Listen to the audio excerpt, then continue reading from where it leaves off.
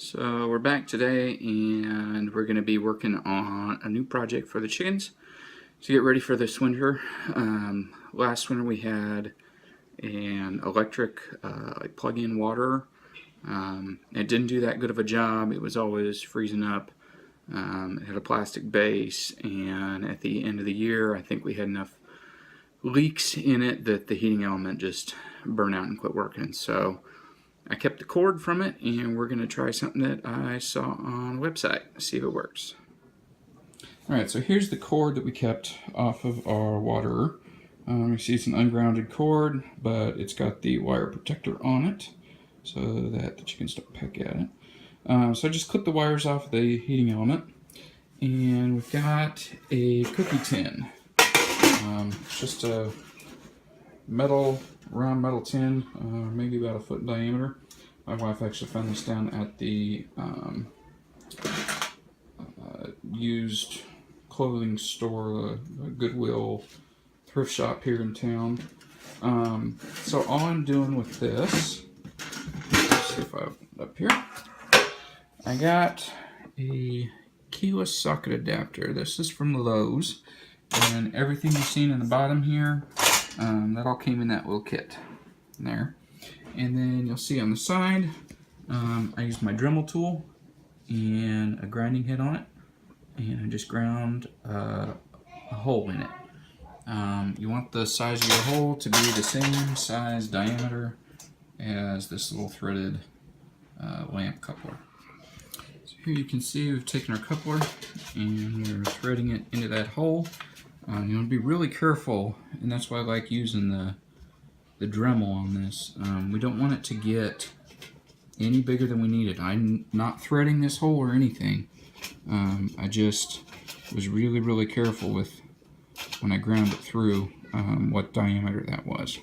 So we're going to take our spacer here and put that down over it, and then once we get our outlet wired up, this will just thread right on the side there. So I'm going to pull the wire through and get it connected into the socket. Okay, so when you look down in the socket here, there's two screws on the inside. If you loosen those two screws, the back of the socket, that little piece there, will come off. So I'm going to dump those out.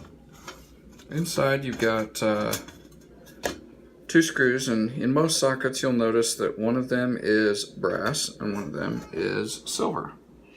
And if we turn this around, you can see that the silver is connected to the outside of the socket, and the brass is connected to the center of the socket. That's because the silver is your neutral wire and the brass is your hot wire. So on our cable here, on our wire coming in, and all I've done is I've fed this through the loop connector, through the threaded piece, and then into our box here.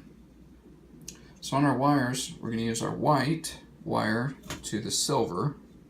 White goes to silver.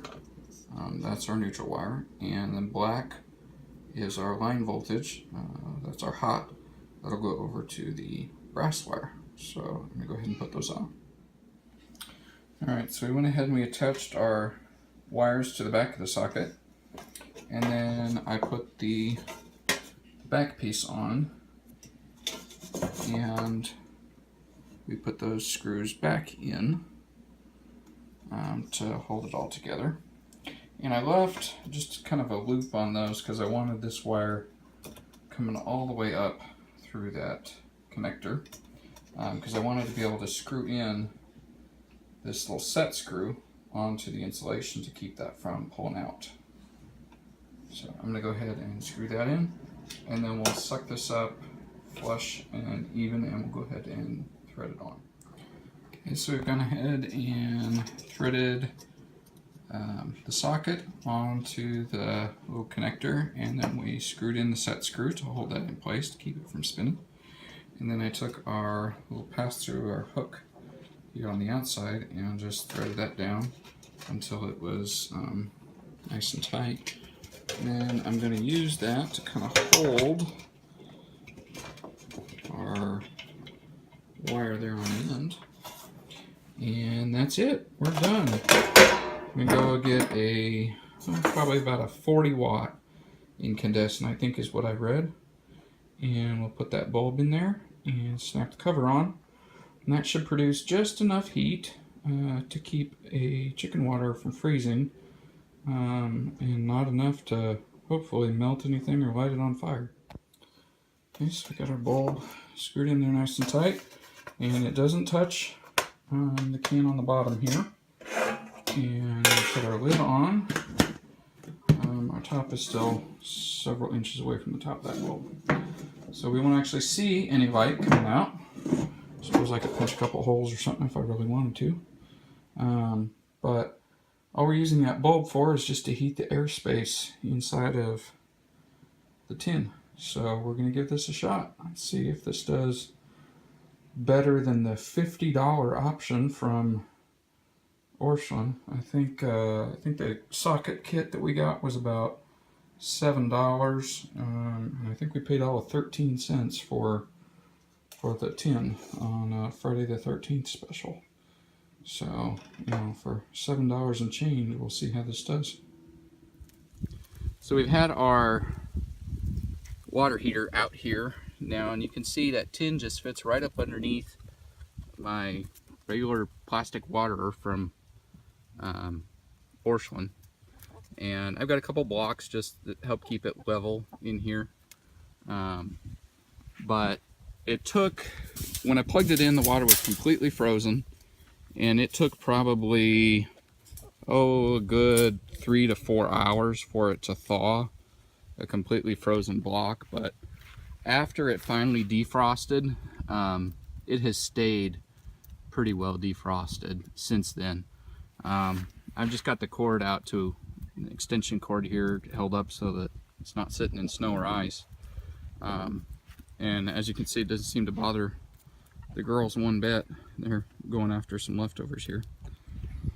But so far so good. For, I don't know, less than $8–10 worth of parts, it seems to just absolutely rock. So thank you, internet, for a good cheap way to keep my water thawed in the wintertime for my chickens.